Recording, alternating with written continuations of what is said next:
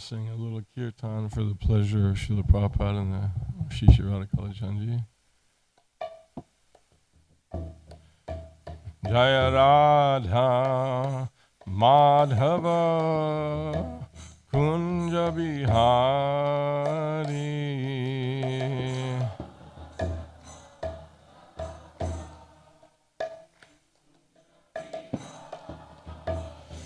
Jaya Radha Madhava Kunja Bihari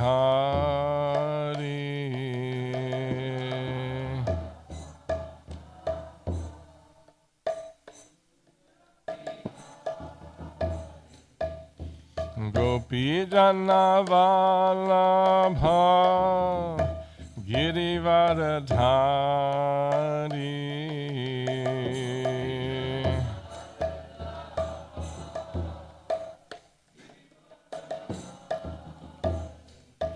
Gopi Jana Vallabha Girivardhari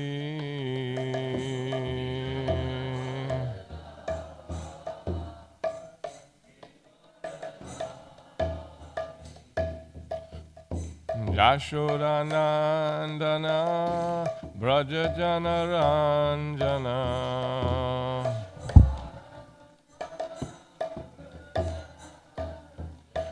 Jashodanandana Brajajana Ranjana Jashodanandana Brajajana Ranjana Jamunatira Vanachari Jamunatira Vanachari Jamunatira Vanachari Jamunatira Hare Krishna, Hare Krishna, Krishna Krishna, Hare Hare, Hare Rama, Hare Rama, Rama Rama, Hare Hare, Hare Krishna, Krishna Krishna, Hare Hare, Hare Rama, Hare Radha Kalachandji, Hare Krishna, Hare Krishna, Krishna Krishna, Hare Hare, Hare Rama, Hare Rama, Rama Rama, Hare Hare, Hare Krishna,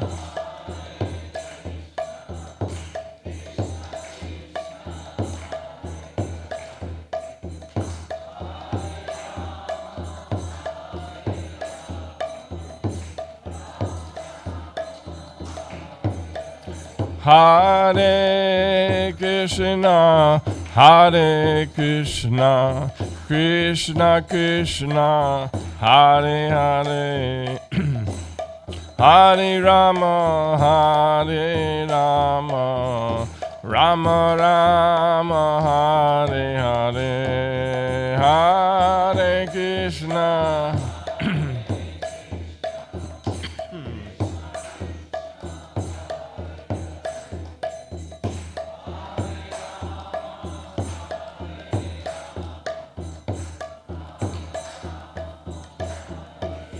Hare Krishna, Hare Krishna, Krishna Krishna, Hare Hare, Hare Rama, Hare Rama, Rama Rama, Hare Hare, Hare Krishna, Hare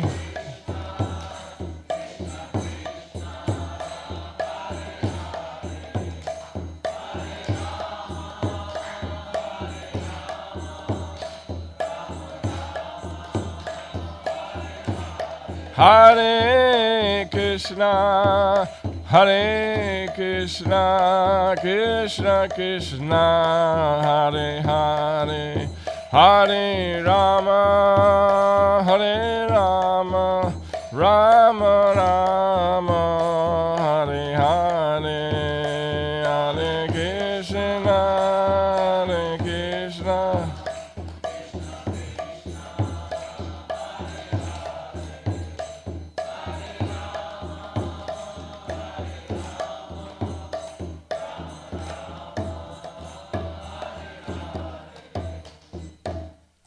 Srila Prabhupada ki jai, Shri Shri Radha Kalachandji Bhagavan ki jai, Thai Go Premanandi Hari Hari Bol.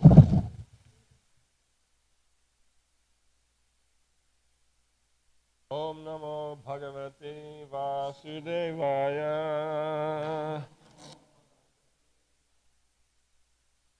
Om Namo Bhagavate Vasudevaya.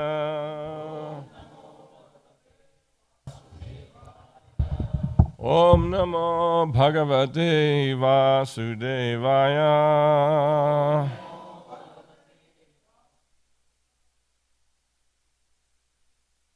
So we're reading from Srimad Bhagavad Gita.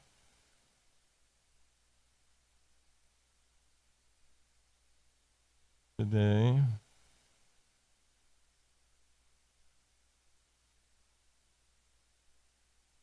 This is the section of Bhagavad Gita and the later part of the middle 6 chapters, the 10th chapter, in which the 4 essential verses of Bhagavad Gita have just been spoken to Arjuna.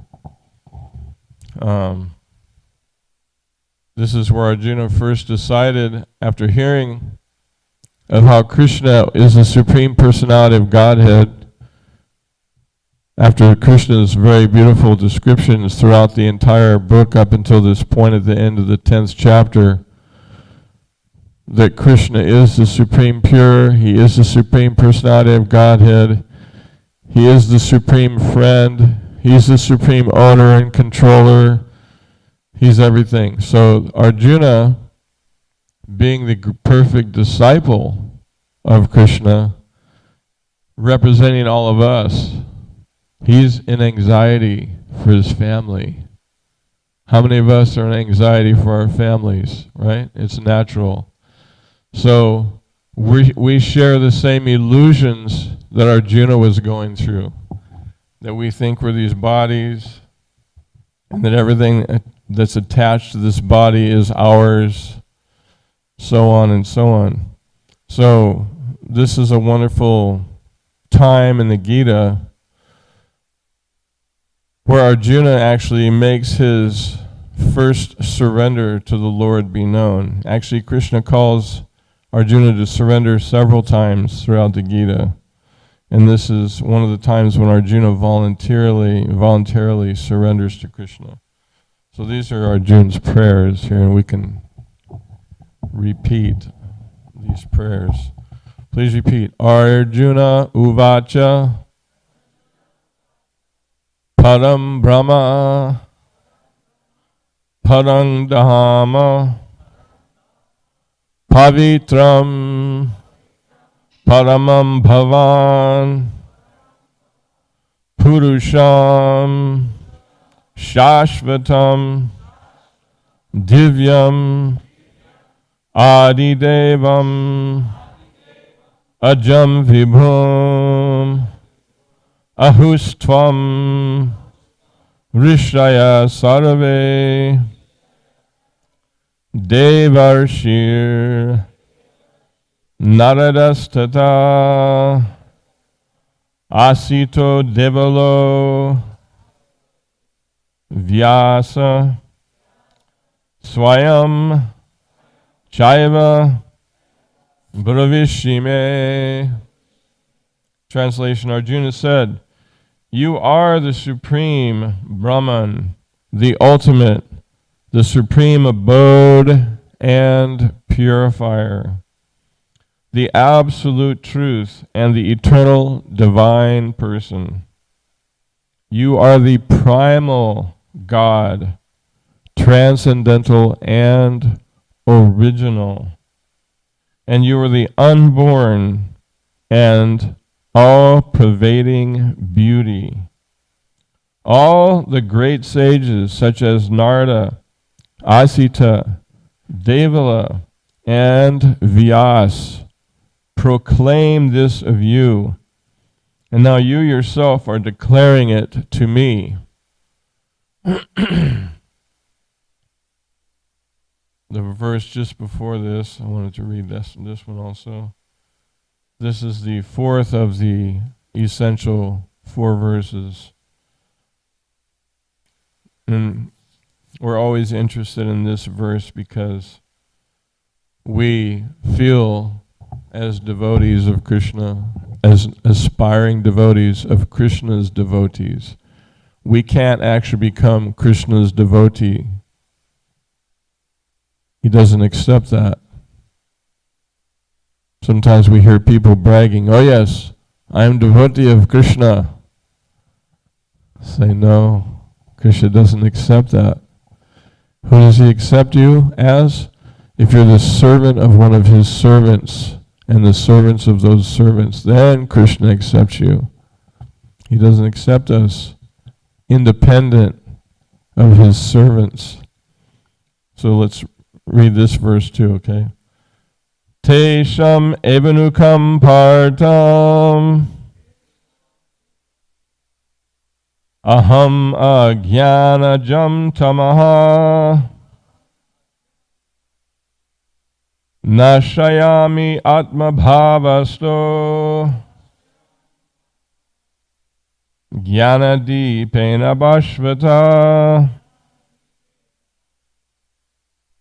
Okay. Out of compassion for them, I, dwelling in their hearts, destroy with the shining lamp of knowledge I destroy with the shining lamp of knowledge the darkness born of ignorance. So we're in a situation of ignorance, unfortunately. But sometimes we think we're not. Just like today is my 69th birthday. And it's a very unfortunate birth in the sense that we're reborn in the cycle of birth, death, disease, and old age. It's where we celebrate births, but we should really be saying, I'm so sorry that you had to come back. This time we'll try and help you get out. Right? That's what we should be saying to the souls when they come in. Yay, you're born again. No, it's really too bad, actually. It's too bad that we had to take another birth again to suffer repeatedly old age, disease, death, all the different miseries of this world that we're constantly going through. So it's no fun to have to take another birth, especially when you get this age. There's zero pleasure left. Your body barely functions, can't sleep properly, can't eat properly. Everything is very, very disturbed. Just ask your grandparents and they'll tell you. It's not a mystery. Everybody goes through this stage of life when your body gets old and breaks down. So here we're reading, out of compassion for them. Krishna is very compassionate. Patita Pavana. He's very merciful to the fallen. Who are the fallen? That's us. We're fallen. Y'all from India may not be as fallen as we are from the West, but everybody's fallen because we're here in the material world. Y'all were brought up with Krishna, and you know about Krishna. So you're much, much better off than those who don't know anything. It's like you're like the first-class prisoners, and we're like the third-class prisoners in the prison house. It's like we come into this world, and we get a birth according to the wealth of our karma, right? If we have really good karma, we'll take birth in a pious, spiritual family. This is the highest birth. Those who are completely devoted to self-realization. Krishna says that in the Bhagavad Gita to Arjuna. He's like, what happens if we don't make it to perfection? Krishna says, don't worry. I'll let you take birth in a special family of devotees. Or I'll let you take birth in the family of wealthy merchants. That way you don't have any financial problems. That way your mind, your brain and your mind aren't all bound by the suffering. You have enough money to think.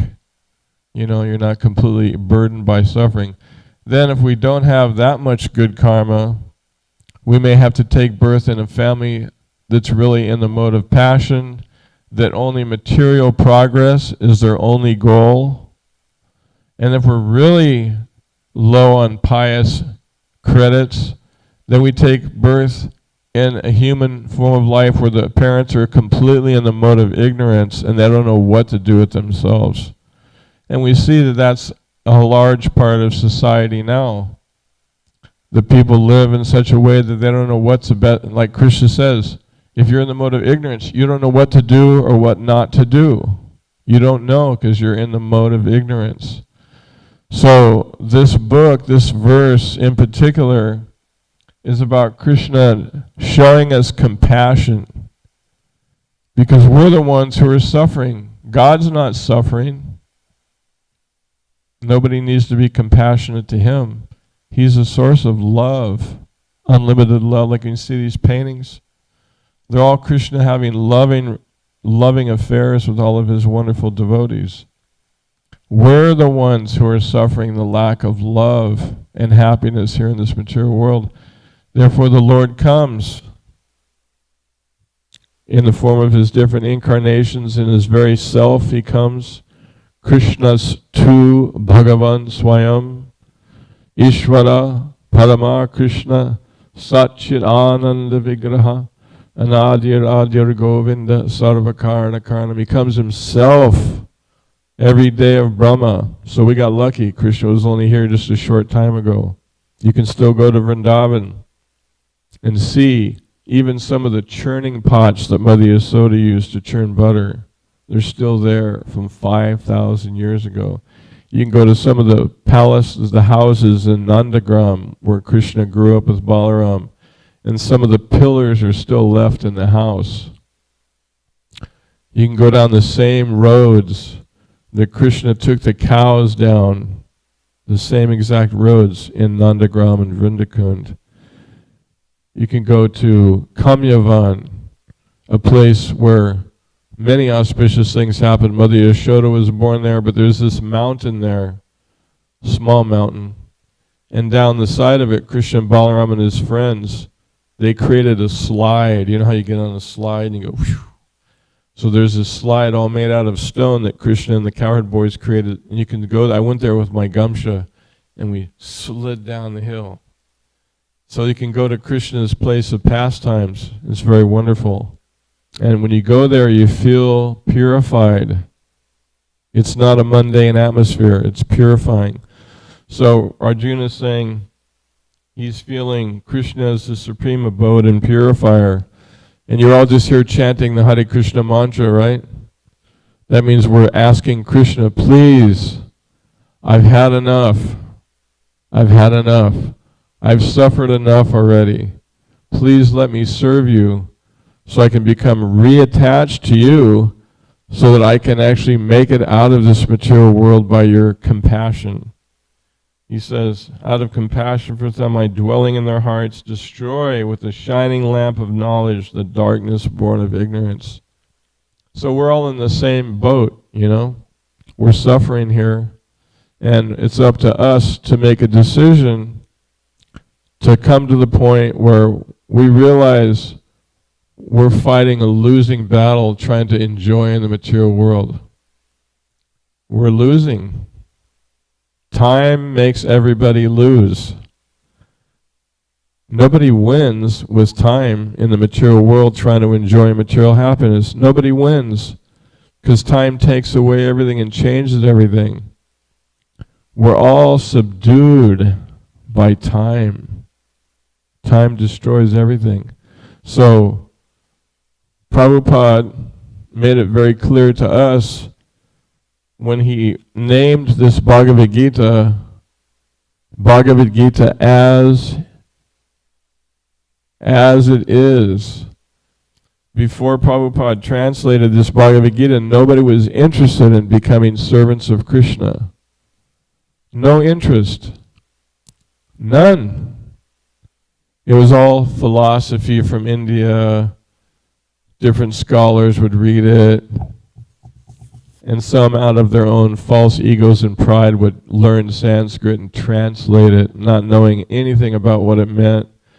But when Prabhupada translated Bhagavad Gita and told it as it was, exactly how Arjuna understood it, exactly how Krishna explained it, then thousands of people were becoming Hare Krishna devotees, just from this book. Thousands upon thousands of people were surrendering to Krishna, because it was clear. This is what Krishna wanted us to do. He wanted us to give up our foolish independence and just engage in His service. And in this age, it's very easy. You're all just sitting here doing it, just chanting Hare Krishna, Krishna Krishna, Hare Hare. Hare Ram, Ram Ram, Hare Hare. Meditating on the Supreme Pure, Krishna. So, the compassion part, where Krishna says, out of compassion for them, right? We're wondering, what can we do for Krishna, right? We want to become part of Krishna's mission. Krishna says, Paritranaya sadhunam, vinashaya chaduskritam, dharma samstarpanartaya. When dharma or religiosity declines, Krishna comes. So we can serve that mission of Krishna coming. How? By repeating Krishna's words. By repeating Krishna's message. Just when Prabhupada, when he translated the Gita, everybody became devotees of Krishna. I was 18. I didn't know anything about Krishna consciousness. I was a senior in high school, and we weren't doing any pious activities, I guarantee you that. And somehow I met this Hare Krishna devotee who was one of Prabhupada's cooks and drivers. His name was Keshava. He's very famous, him and his brother Karandar. Karandar was the GBC and the temple president in Los Angeles back in those 70s days. And one night he saw me doing yoga and he said, "Hey, do you know anything about the history or philosophy of yoga?" And I said, "No." He goes, "Do you want to know?" And I said, "Sure." It was kind of casual, you know, it wasn't anything real serious, or else I would have said no. So he went in his room and opened the suitcase and had Bhagavad Gitas and Nectar Devotions, Back to Godhead magazines, japa beads, all these different incense and different beautiful spiritual things. And so we had this all-night conversation. I came out the next morning chanting japa and a vegetarian. He told me, don't eat any more meat. And I just had a really horrific experience just some days before that made me think I don't want to kill anybody anymore, any more beings. So when he confirmed it, saying there was karma, that if you cause suffering to other living beings just to eat their body, then you have to suffer a reaction. I was like, no thank you. I'll pass on the suffering part. Suffering wasn't like one of my main priorities. So I was like, no, I'll become a vegetarian. That's very easy. I know how to cook. My mom's a good cook. You're in California. Everything grows there. So then a few months later, he told me, he said, "Do you like chanting?" I said, "I love chanting." Because I was just chanting everywhere. Chanting, driving, going to the beach. We were surfers, so we'd go to the beach. George Harrison's song came out just recently, My Sweet Lord. So we're listening to George sing Hare Krishna. And I said, yes, I love the chanting. He goes, you want to get more out of this whole chanting process? I said, yes, absolutely. He goes, oh, good. Well, now start chanting 16 rounds on your beads. I was a single guy, I was 18. It's like, no problem, not working or anything. So I started chanting 16 rounds. The same day that I chanted my first 16 rounds, I picked up the Gita, which I could not read before. It was I couldn't penetrate the Gita, it was foreign. But that day, as soon as I picked it up, I opened it up, and Krishna just turned on the Bhagavad Gita. So our relationship, in order to please Krishna, begins with us following the parampara, following his disciplic succession of what? Chanting 16 rounds, following the principles. That's accepting Krishna's instructions by following Prabhupada's instruction to us. We're accepting the bona fide spiritual master's directions, and Krishna accepts us. Okay, now you're family. Krishna accepts you all, everybody. If we do what Krishna says, we're family. We're in with Krishna.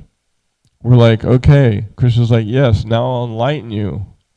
So here I am, some punk at 18 years old. Now I look back at 18-year-olds and I'm like, oh my God.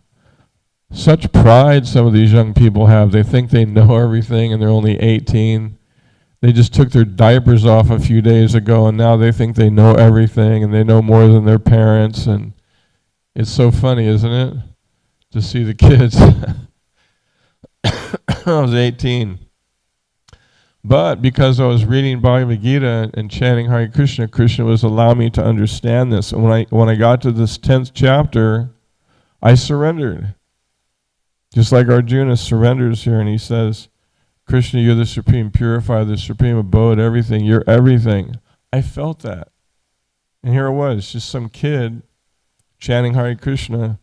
And from getting to the 10th chapter, I realized I was following what Arjuna was following. And that's why Krishna spoke this Bhagavad Gita. So getting back to the point, the compassion point, that Krishna needs us to purify ourselves so that we can come back to him. And how we do that is by helping other people to understand Bhagavad Gita. So sometimes we want to soften it up quite a bit, and we don't really have full faith that if we just repeat what Krishna says, that it's going to work. But Prabhupada was talking to one of his book distributors in Australia, and he asked the devotee, what do you say to people to tell them about the book? And the devotees, in the early days, a lot of the devotees, myself included, distributing books, we would say things that are easy for people to accept and not get too descriptive, like this is yoga and meditation and, peace of mind and all this kind of stuff. But Prabhupada said no, and he actually read him this verse. He said, you're the supreme, the ultimate, the supreme abode and purifier. He gave the person different verses to say to people right out of the book. And said, and the reason why, he said, this is the most important point. He said, we are the eternal parts and parcels of Krishna. We have an already established eternal relationship with Krishna.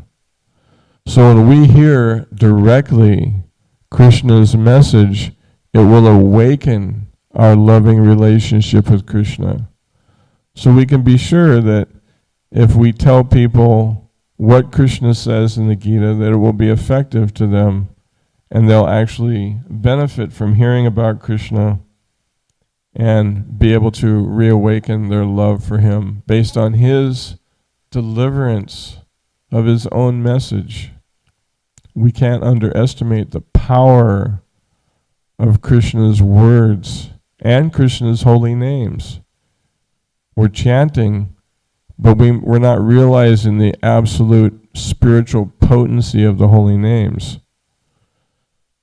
That takes time. Just like here we're saying, Krishna's the purifier. So among sacrifices, Krishna says what? I am japa. of sacrifices. He is japa. And his name is pavitram. It's pure. So we're chanting and chanting and chanting. So we have to practice chanting the way Lord Chaitanya taught us. That is Trinadapi Sunichena Toroiva Sahisnuna Amani Namanidena Kirtaniya Sadhari. To offer all respect to others. To think oneself lower than the straw in the street. To not expect honor for ourselves. With humility, offer respect to all living beings. And then we can chant constantly. Constantly means when you chant Hare Krishna, you feel the pavitram, you feel the purification of Krishna's presence in his holy name. Then when you chant feeling Krishna's presence, you don't want to stop, because you're blissful then. Who wants to stop feeling blissful? Because we're very miserable in this material world, so when we get an opportunity to feel blissful, we actually don't want to stop. But it's very difficult for us because we're very proud, and we chant with pride, and we're not very respectful to others. We're not humble like the blade of grass in the street.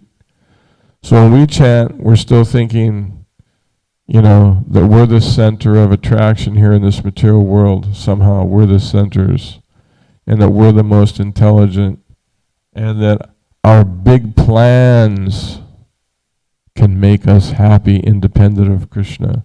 How many of us have plans in this world to be happy? Everybody, right? We all have these plans. But guess what? None of them work. Because time takes everything away, and pretty soon you're an old person on your deathbed and then gone. And everybody's like, oh, such and such is gone. How much did they leave me in the will? Right? How much is mine now? They're gone. In the material world, the material concept of material happiness is so strong that we can't even give people a good send-off in this world without wanting their stuff when they die, right? It's very unfortunate, but that's how it is. So, anyway, anybody have any questions or comments? Daniel and Kim, thanks for coming. It's good to see you. Thanks. Somebody has a question or comment? Lolita? No? So today they're having, next to the last day, right, of the Sadhu Sangha in Florida, somewhere in Orlando, I guess. So we have a more intimate group here at the temple tonight because there's a few less people here. So it's really nice. You get a chance to get closer to Shri Shri Radha Kalachandji. And you can sing with more enthusiasm. Yes, Prabhu.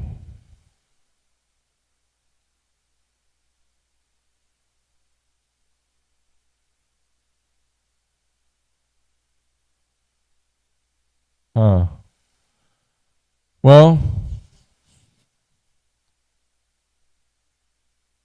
when I joined, you may have heard of the Chaitanya Charitamrita Marathon. I joined right in the beginning of that. So when I was in Los Angeles, Prabhupada came, and that's when he gave that talk, and when he gave that instruction to do the Chaitanya Charitamritas in 2 months, the 17 volumes. So I got to stay there in Los Angeles for a few days to hear Prabhupada, and then I went back down to San Francisco with the Radha Damodar bus party with Tamal Krishna Goswami and Vishnu Jan Swami, and joined their Bhakta program.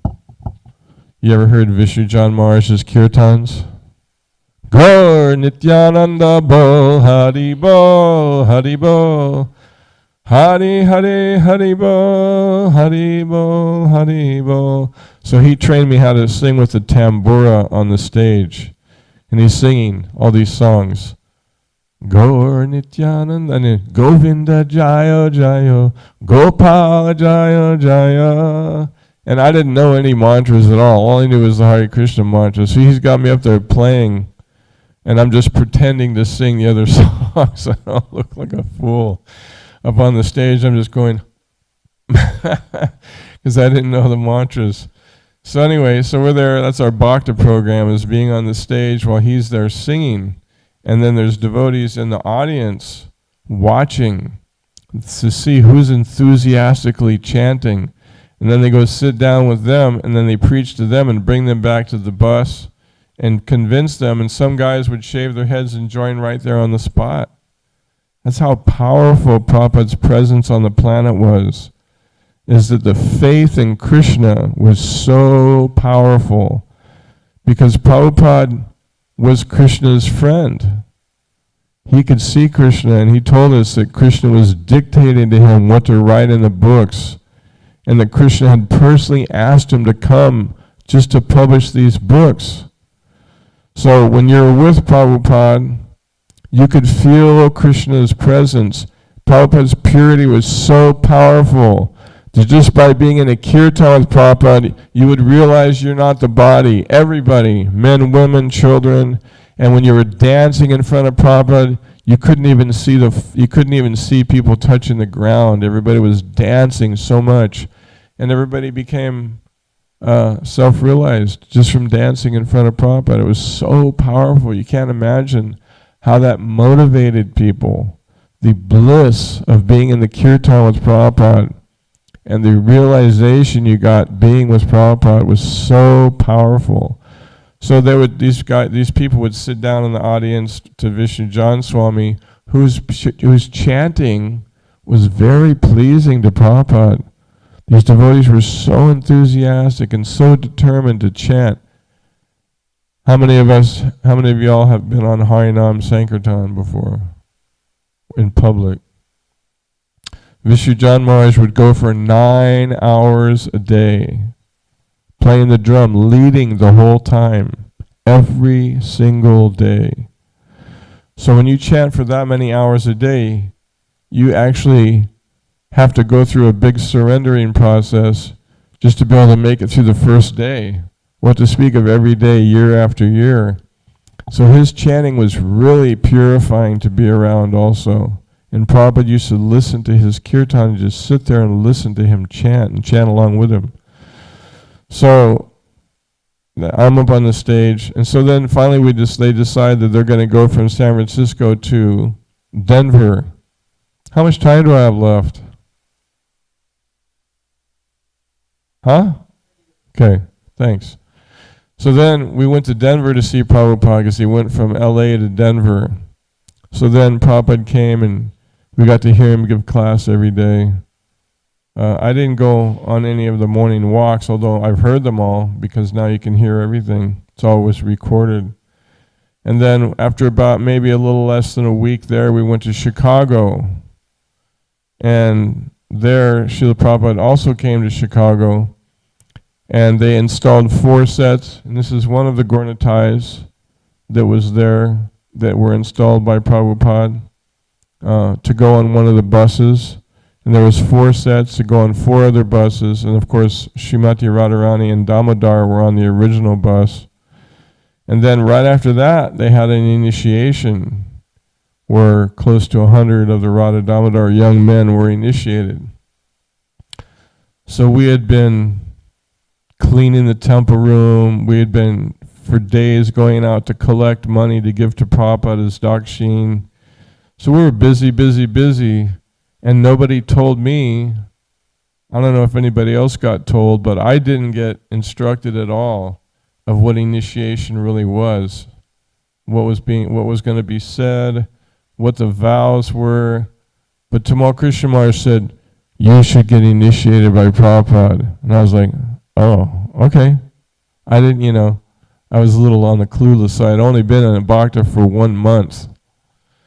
So then after the installation, Prabhupada gave a class, an initiation class. And then after the class, I was the first one called out of these 90-something people. And I hadn't seen anybody get initiated yet. So I was like, oh no. I'm on the spot now, and I don't know anything. So you go up there, and you're in front of Prabhupada himself, which is like the same as sitting in front of Krishna practically. He's so pure and so amazing, attracting everybody, So then he asked me, what are the 4 rules? And I didn't know what he was talking about, because I'd never heard it put like that. I always heard, what are the regulative principles? So he goes, what are the 4 rules? And I was like, oh no, I just read Nectar Devotion, and there's lots of rules in Nectar Devotion. So I'm going back through the Nectar Devotion in my mind. What is he talking? 4 rules, 4 rules. And I'm totally bewildered, right? Standing there, he's waiting for me to give this answer, this simple answer. What are the 4 regulative principles? So then this devotee Brahmananda, whom I had given a ride to a few days before in Los Angeles, he missed Prabhupada's walk. So I was by my car, and he said, is this your car? And I said, yeah. And he goes, let's go. So we sat in the front seat, and I drove him to Prabhupada's morning walk. So I think out of compassion, he comes up to me and says, do you know what he's talking about? And I said, 4 rules? I said, I don't know. And he goes, the 4 regulative principles. I said, oh, okay. No gambling, no intoxication, no meaning, no illicit sex. And he goes, he knows him, Prabhupada. And your name is Chaitanya Chandra Das. And everybody erupted and exploded because they had just installed 4 sets of Gaurnatai deities. And they all have these beautiful names, Lord Chaitanya names. So here, then the first person who gets initiated gets another beautiful Lord Chaitanya name. So everybody was very excited. That was the first person. I didn't really realize that until I went back and listened to that class years later. I couldn't remember that I was the first one. There were so many people packed in the temple room, and there's so much action happening. So then all the Gaurnatais got put on the different buses, and I was dispatched to one of the buses of this devotee named Brahmadas, who had the Gaurnatai that are down in Houston at the temple, Nitai Gaura Chandra. So I lived on that bus for a while, and we did traveling, Sankirtan, and book distribution. Me and another devotee. If you've been here in this community a long, long time, from back in the 80s, you maybe remember a devotee named Drista and Rudrani, who were living here. Drista was my close friend, and we were on the same bus doing traveling Sankirtan together. Anyway, that's kind of a short. And then later on, about a year and a half later or so, I don't remember what month it was, but I got a letter of second initiation from Prabhupada, where they sent me the cassette recording of Prabhupada chanting the Gayatri mantra. And that's what happened is devotees all around the world, they would get this cassette and you would listen to Prabhupada. But they did my fire sacrifice in Vrindavan in front of Krishna Balaram with a big initiation that was going on there. I didn't get a chance to go for that. It was Kartik time, so it had to be October. Anyway, Prabhupada very mercifully is trying to save everybody, That's the mood of Prabhupada and the real devotees, is that they have a pure mood of compassion, because that's Krishna's mood. Sometimes there was this devotee in Bombay, right? And he left the devotees in the temple, and he was living in a tree. Okay, there's yogis in India, right? And they live in all kinds of interesting circumstances, but living in trees isn't probably one of the prominent circumstances, right? That's kind of rare even in India. And he was learning from some yogi how to put a rupee inside of one of your ear holes and how to pull it out the other side. That was the big mystic trick he was learning from some yogi on the beach, right? So one of the devotees came and told Prabhupada, Prabhupada, this is it. This devotee's done.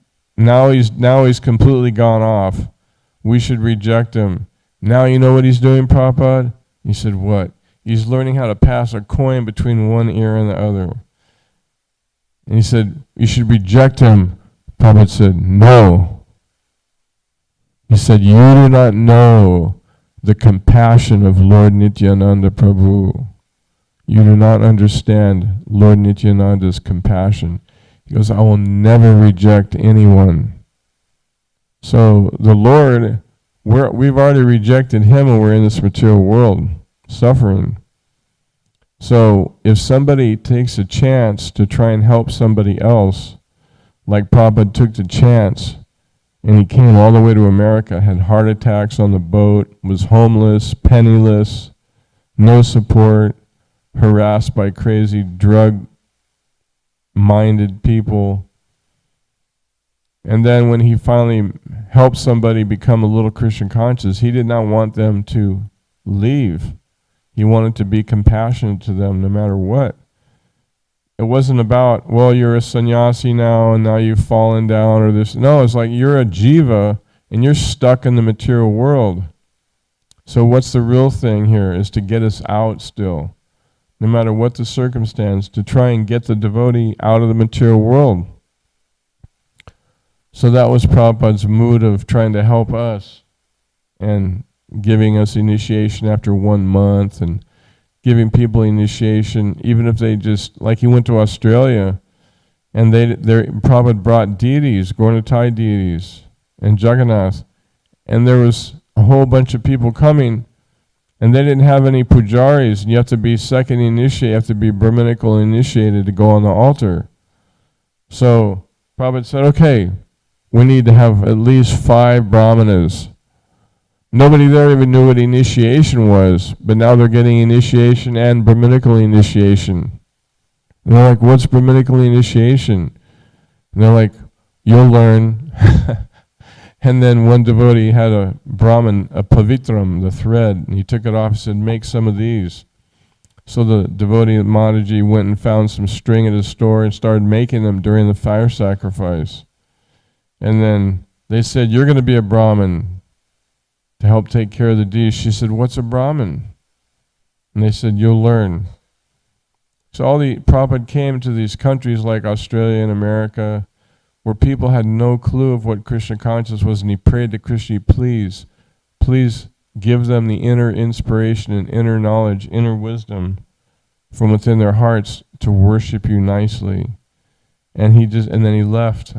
Came back a year later, everything was fine. The devotees were enthusiastic. The Hare Krishna movement was exploding.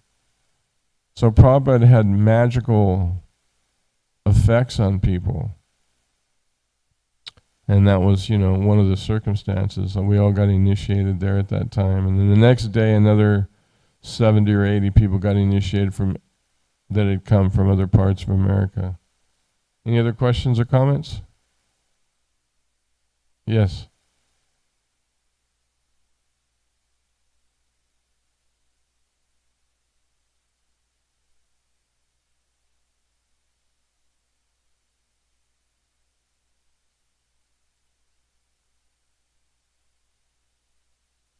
So he's saying that Arjuna was there with Krishna expressing his surrender. So he's asking us now that we're not in Krishna's presence, how do we do that? Very good question. And that question is that we show our cooperation with Krishna through this mission of Krishna. Lord Chaitanya is Krishna himself. And he came and he said, Yare Tahe, how's it go? Krishna Upadesha Ma Agyaya Guru Anhantara Edesh. He said, become guru and teach everybody you meet to chant Hare Krishna, teach them the teachings of Krishna, teach them to worship Krishna, like that. So the way that we can show Krishna that we're trying to surrender is by serving Krishna's preaching mission. That is what Prabhupada taught us from day one. The first day, the first couple of days, all the new devotees got trained how to go on the street and sell Prabhupada's Back to Godhead magazine. That's the first thing that I did after the chanting on the stage, is that one of the devotee who's now Kavi Chandra Swami, who preaches a lot in Japan and other places, he was a grihasta, and he was training me how to sell Back to Godheads on San Francisco. which used to be a really big tourist place. Now it's kind of not, but used to be really big with tourism. And the first day I went out there, the police recognized that I was a new guy, and they didn't like the devotees there on the street. So they threw me in jail because I was so-called obstructing traffic on the sidewalk. So we were taught how to distribute Prabhupada's back to Godhead, but also how to tolerate whatever was going to happen on behalf of the Sankirtan mission.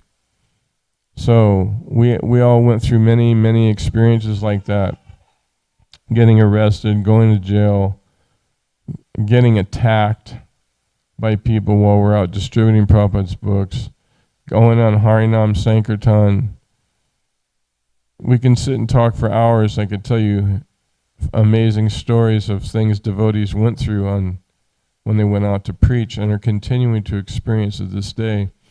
So we can show our surrender and our love to our Guru and to Krishna's mission by taking up this preaching process under the guidance of one of the devotees of the Lord, one of our teachers, you know. That's how we do it. That's the age that we're living in. That is the surrender process. It's not something else.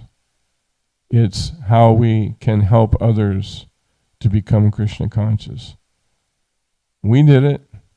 We didn't know hardly anything. From day one, Prabhupada gave us, here, distribute back to Godheads, go out and chant on the street. And everybody did it, and everybody got so purified from it. My friend Chitsukananda, who should be coming here next week, he, in 1971, he asked Prabhupada, can I go to Mexico and open a temple? He said, you can go anywhere. So Chitsukananda and a couple other devotees went to Mexico City, got a nice building. There was the Ethiopian embassy to Mexico. They opened up a temple, and Prabhupada came. He said, I'll come in 1 year if you open a temple. So he came 1 year and 1 day later. So the amazing results of just trying to help others attracts Krishna's mercy. So if you want to please Krishna and become recognized by Krishna, to get more mercy quicker, then the more people that we try to help, Krishna will acknowledge, even to the point where when you read the second canto of Bhagavatam, it's described that Lord Krishna came and shook Lord Brahma's hand. Right?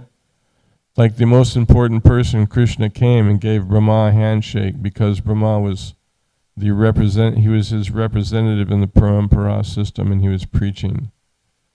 So Krishna says in the Bhagavad Gita, the late part of the 18th chapter, that those who explain the science of Krishna are the most dear to me, nor will there be anybody more dear than them.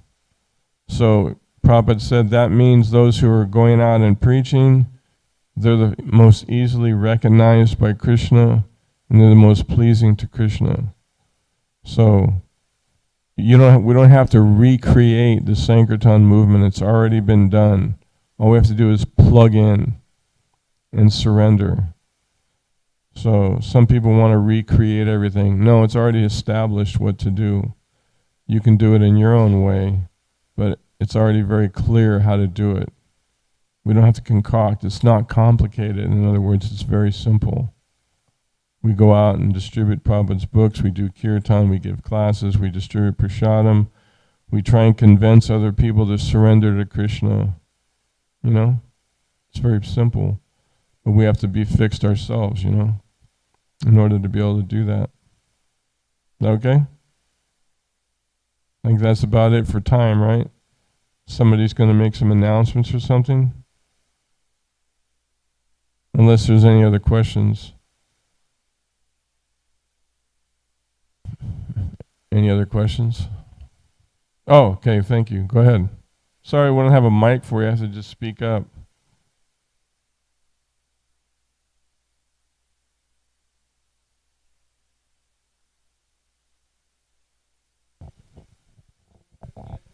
Yeah. Thanks, Dwarka. Thank you. Very, very inspiring to hear, Prabhuji. You have been practicing from almost 50 years, and you must have faced a lot of challenges. You have already mentioned that going on the streets and getting attacked, going to the jail. In personal life also, you might have faced a lot of challenges where, it comes to a situation where, am I doing this right thing? Should I practice Krishna consciousness or not? So I just wanted to know that in such kind of situations, of course the whole system is there, but who helped you? Is it the devotees or some seniors, or is it the holy name, or is it just reading the book of Srila Prabhupada? How did you actually come out of such kind of situations which you have faced in your life? You have to have good association.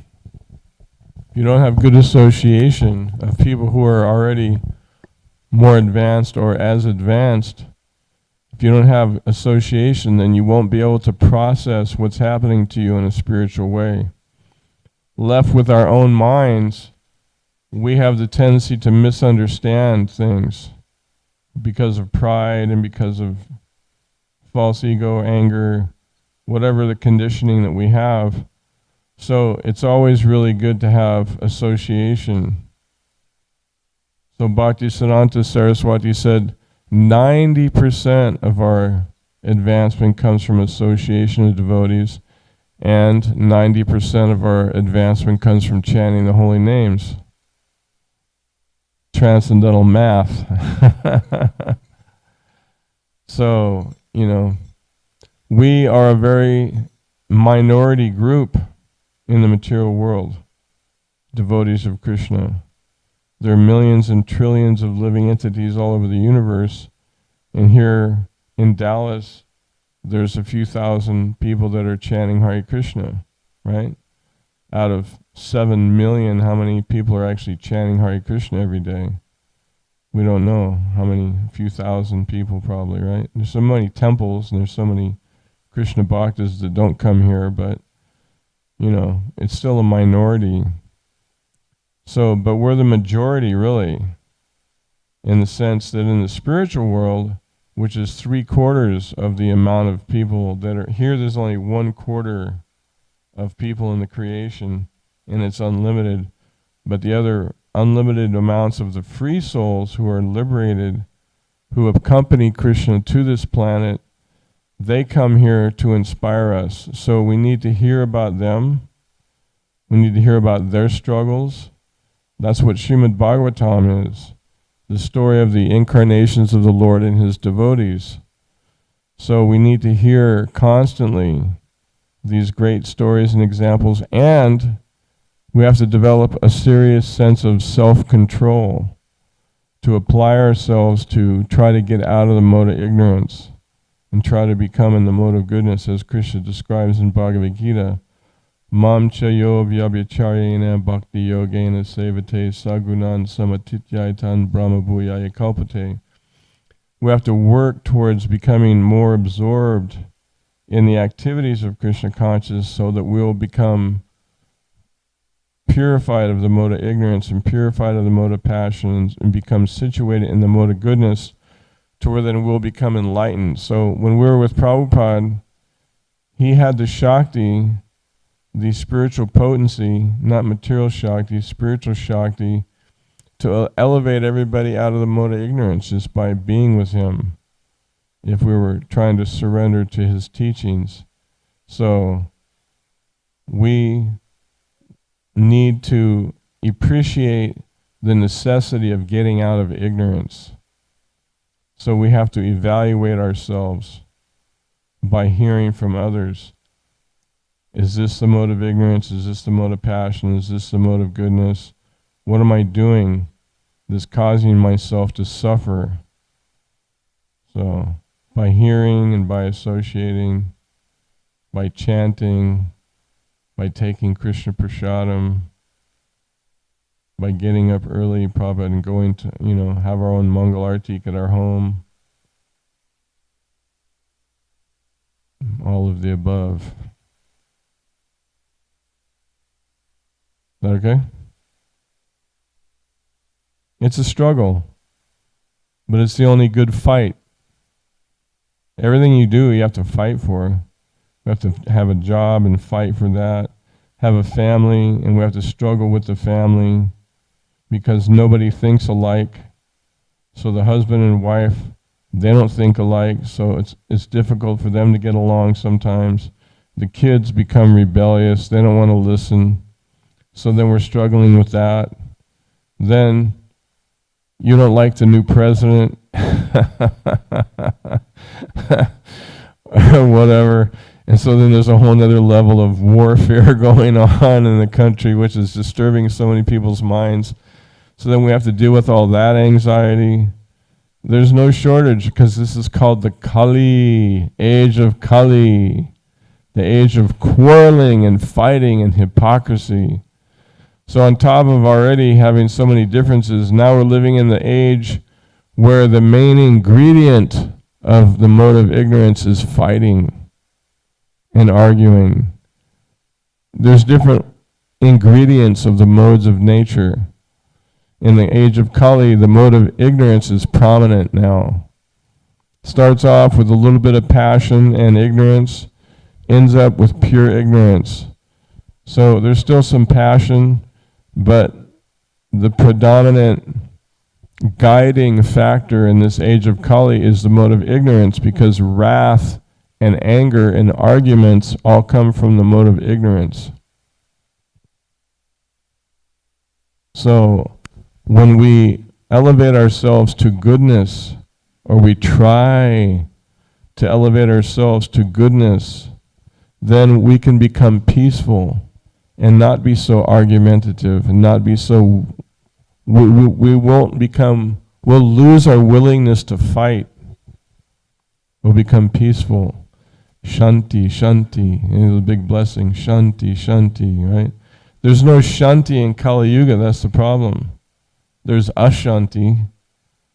There's a lot of problems in Kali Yuga. Shanti's like, where is Shanti? It's gone.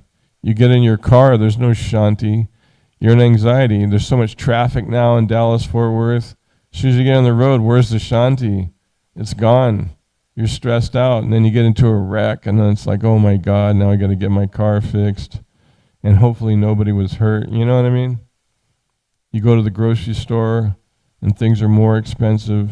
Where's the Shanti? You know,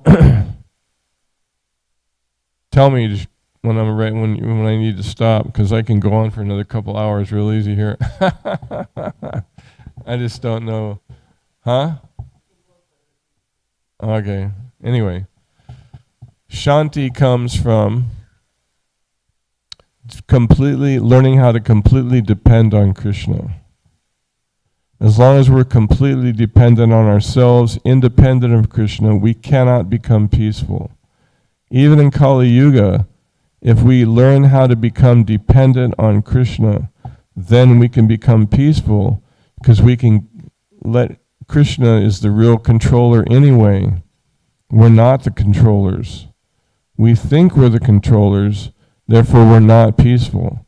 But as soon as we follow Krishna's peace formula, Bhoktaram Jagya Tapasam Sarvaloka Maheshwaram Suridam Sarvabhutanam Gyatvamam Shantim Shantim Richati. Shanti, Krishna says. By understanding Krishna is the supreme owner and controller of everything, the best friend of all living beings, and the benefactor of the sacrifices, the Bhoktaram Jagya Tapasham. So when we understand Krishna is the owner and controller properly, with education and with submissive service, then we can actually get a little Shanti. That's worth a lot in Kali Yuga, a little Shanti. So right now it's time for Artik, right? So now we're going to sing the glories of the Lord and recognize Krishna as the supreme personality of Godhead, starting with our meditation, looking at Krishna's lotus feet, gradually going up his calves to his waist, to his navel, to his chest, and to his beautiful lotus face. And appreciate that Krishna has manifest here in the form of Kalachandji so that we can take shelter of him by singing, by trying to please him, by singing his holy names. So this is how we're going to achieve Shanti, because this atmosphere here of purity, of living a life of devotion here is Shanti. It's transcendental Shanti. It's not even material Shanti. It's pure Shanti. So thank you all very much for coming. And please chant loudly and enthusiastically, and chant praying to Krishna to please allow me to serve your mission so that I can get your favor. Thank you very much. Hare Krishna.